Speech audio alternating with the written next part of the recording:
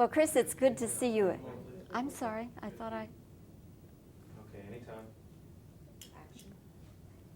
Well, Chris, it's good to see you again. And I remember when we talked the last time during Death Trap, we even mentioned Monsignor a little bit. And so thank you for agreeing to talk with us at this time.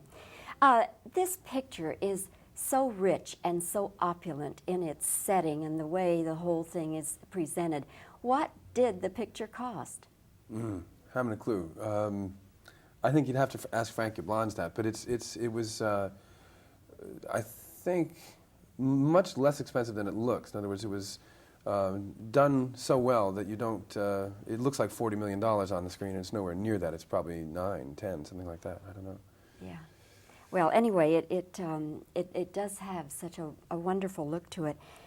I saw you on television the other morning with my good friend, David Hartman, Good Morning America, and you said that in making this picture that you had such a calmness and a patience and I guess a serenity.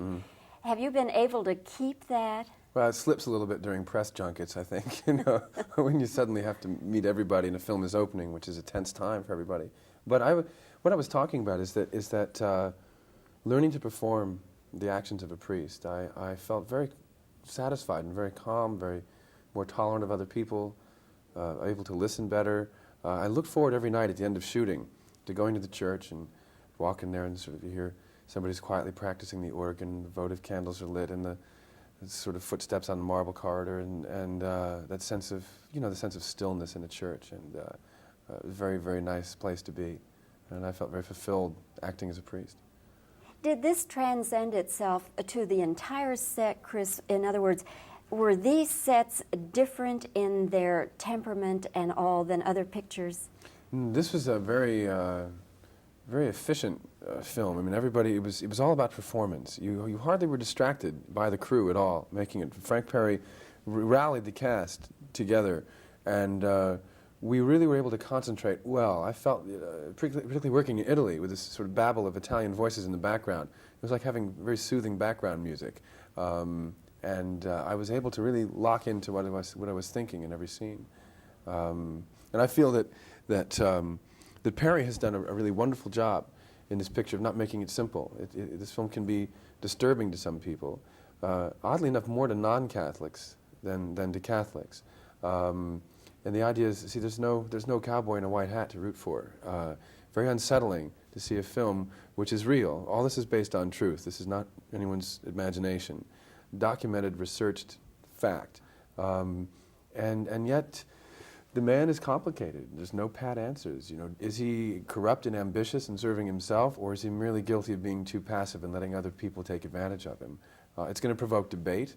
But isn't it about time we had something that wasn't just aimed at 12-year-olds? You know, a film that provokes debate is a good thing. Was, when the man who wrote the book, did he really have a particular priest in mind?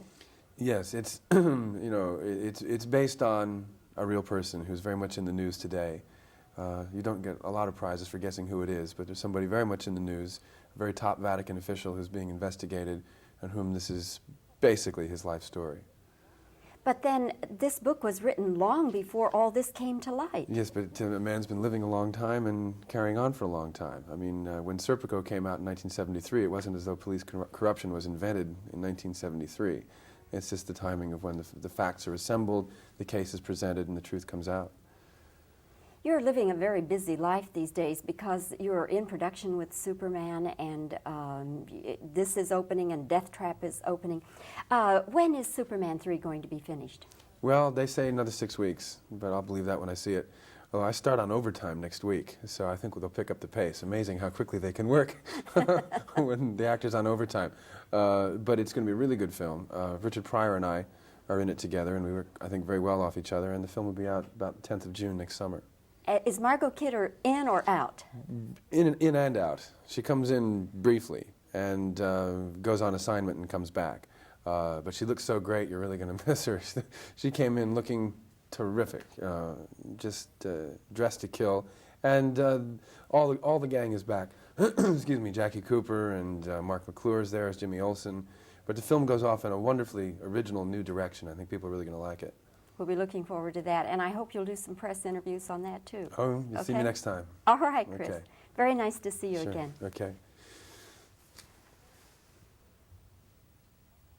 Cut tape? Stand by? Yes, Pete. Okay, we're rolling.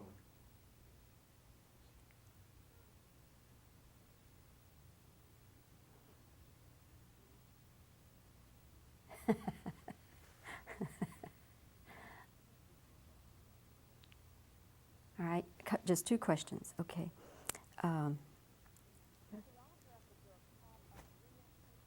Did the author of the book have a real priest in mind?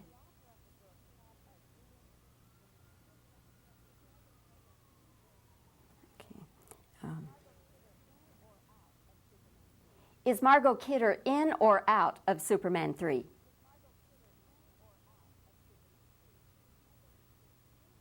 And, okay, one more. Do these feelings of serenity, excuse me, are these feelings of serenity still with you?